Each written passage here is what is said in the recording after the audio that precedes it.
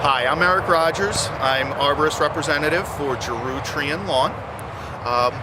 Main reason we're here is to point out white pine winter damage from snow and ice. That is a major problem, especially when the white pines get larger, the branches get longer, they are relatively soft wood, so you get the buildup of the ice and snow out on the tips of the branches. They have a tendency to snap. This is Billy. He's our foreman here today. You have good sized land, making some nice clean cuts, either back to trunk or back to a lateral, like you normally do.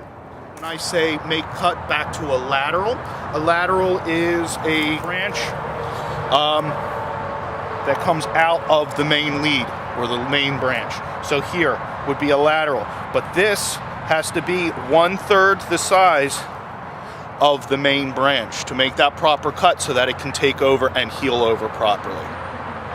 Leaving a stub like this from a break pretty much acts like a highway for insects and disease, decay, to move into the tree. You have to make the proper cuts closer to the trunk to allow those healing cells to eventually block the wound.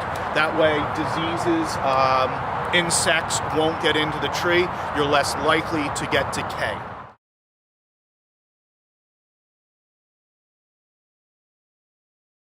In this pine tree, it's obvious that many branches have broken. It's very important to cut the branches back. The trunk, our arborist Joe Hawk.